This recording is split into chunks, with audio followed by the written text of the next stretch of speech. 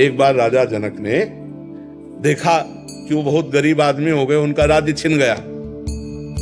अब इतनी भूख लगी कि उन्होंने मांगा तो कुछ चावल और दाल मिली, तो लकड़ी भी नहीं और मिट्टी के पात्र में वो खिचड़ी बना रहे थे। खिचड़ी बन ही गई थी कि इतने में दो सांड लड़ते हुए आए और पूरा सब चिथड़ बिथड़ खिचड़ी। अब वो इतने भूख से व्याकुल हुए, अब क्या करेंगे। उसी व्याकुलता में आंख खुली, देखा महाराज राजा जनक का शयन गृह, तो उन्होंने कहा ये सत्य कि वो सत्य।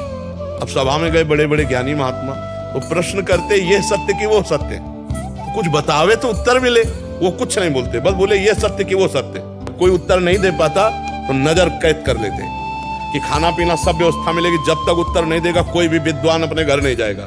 तो अष्टावक्र जी बालकों के साथ खेल रहे थे एक बार, तो बड़े प्रवीण थे। तो कुछ बालकों ने कहा इतने प्रवीण हो तो तुम्हारे पिता बंदी हैं, राजा जनक के यहाँ छुटा ला जाके। वो अष्टावक्र जी माता जी के पास गए और बोले आपने तो कहा था कि पिताजी, तो बोलो भैया पिताजी कहाँ है। उनका बेटा मैंने इसलिए छुपाया कि अगर तुम्हें बता देंगी तो तुम भी नजर कैद हो जाओगे, तो पति से विमुख हुई पुत्र से भी। उन्होंने कहा कहाँ है, तो उनका राजा जनक के यहाँ वो ऐसा कोई प्रश्न करते हैं कि विद्वान दे नहीं पाते। महाराज अभी 9 किशोर अवस्था अष्टावक्र की थी, पर 8 जगह से टेढ़े थे। अब 1-2 जगह से टेढ़ा आदमी हो तो चलने में उसके कितने झटके लगते, फिर 8 जगह से टेढ़ा हो तो जो इस सभा में घुसे सो सब लोग हंस दिए। तो उन्होंने कहा कि ये ज्ञानियों की सभा है, ऐसे ब्रह्म ऋषि की संतान तेजपुर, ये ज्ञानियों की सभा है। हमें तो लगता है कि सब देहाभिमानियों की सभा है। और उन्होंने तो जो शब्द कहे थोड़ा, तो राजा जनक ने कहा ब्रह्म ऋषि बालक होकर ऐसी असभ्य वार्ता क्यों करते हो। तो बोले हमें उत्तर दीजिए कि तुम देखकर क्या हंसे। तो बोले आपके शरीर का 8 जगह से टेढ़ा होना, तो हड्डी मांस त्वचा यही तो देखा, क्या स्वरूप देखा।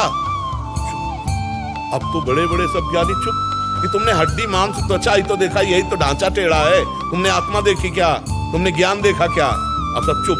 बोल राजा जनक तेरा प्रश्न क्या है। बोले ये सत्य कि वो सत्य। बोले ना ये सत्य ना वो सत्य। बोले कैसे। बोले जब तू जग रहा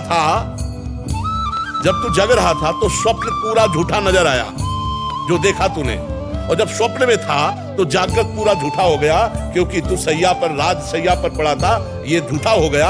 और जब तू जग रहा था जगा तब तेरा वो स्वप्न सारा झूठा हुआ। तो ना वो सत्य ना ये सत्य। गुरु बने अष्टावक्र जी जनक जी के गुरु है।